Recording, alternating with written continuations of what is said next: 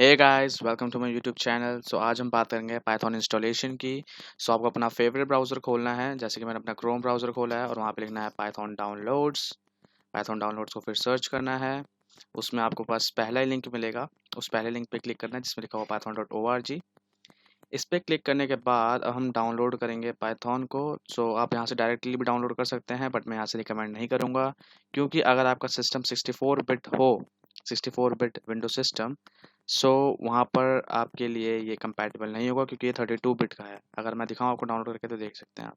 अभी देखो ये डाउनलोड होगा, डाउनलोड हुआ और अब इसको ओपन करेंगे व्हेन डन।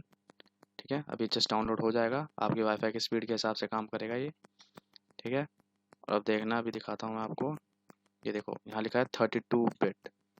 ये 32 बिट लिख दिख रहा है आपको। तो 32 बिट अगर आपका विंडो सिस्टम है तो आपके लिए सही रहेगा डाउनलोड करना। बट अगर आपका 64 बिट विंडो सिस्टम है तो मैं ये रिकमेंड नहीं करूँगा कि आप यहाँ से डाउनलोड करो। हम इसको यस कैंसिल करेंगे।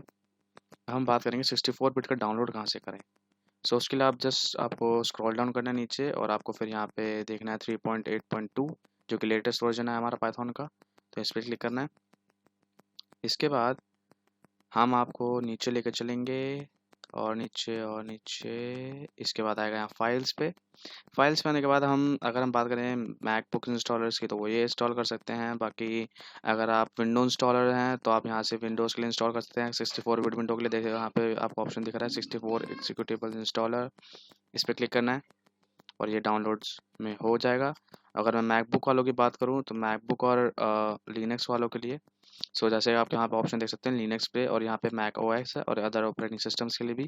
तो यहाँ पे क्लिक करके आप वहाँ वैसी जगह पे पहुँच जाओगे जिस पे अभी मैंने दिखाया था, और हमारे डाउनलोड हो चुका है। जब इसको ओपन करेंगे, और जब ओपन करेंगे तो आप यहाँ देख सकते हो 64 बिट का है।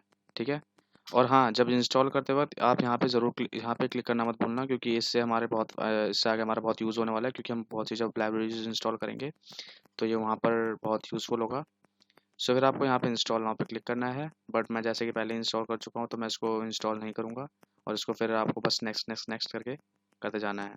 हाँ, सबसे मेन चीज़ है, बस आपको इसका ध्यान रखना है कि आप इसको टिक ज़रूर करें। ये पाथ में ऐड कर देगा, जिससे हमें आगे इंस्टॉलेशन लाइब्रेरीज इंस्टॉल करने में प्रॉब्लम नहीं होगी।